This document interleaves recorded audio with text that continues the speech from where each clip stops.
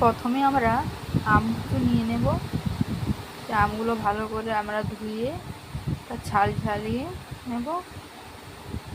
ছাল ছাড়ানো হয়ে গেলে সেটাকে ভালো করে ধুয়ে কেটে সিদ্ধ করতে নেব। সেটা ভালো করে সিদ্ধ করে নিতে হবে। বলতে চাই সেটা ঠান্ডা করে সেটা ভালো করে আমরা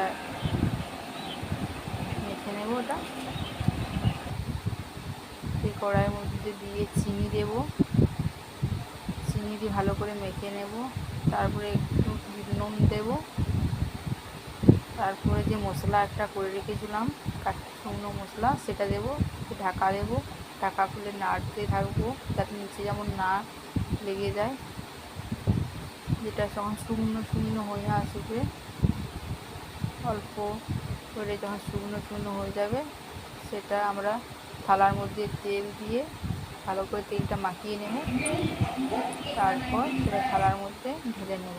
তারপরে চারিদিকে লেবেল করে দেবো যাতে স্মুথ হয়। ব্যাস 4-5 দিন রোদে দেওয়ার পর ব্যাস শুকনো হয়ে গেল আমসত্ত্ব।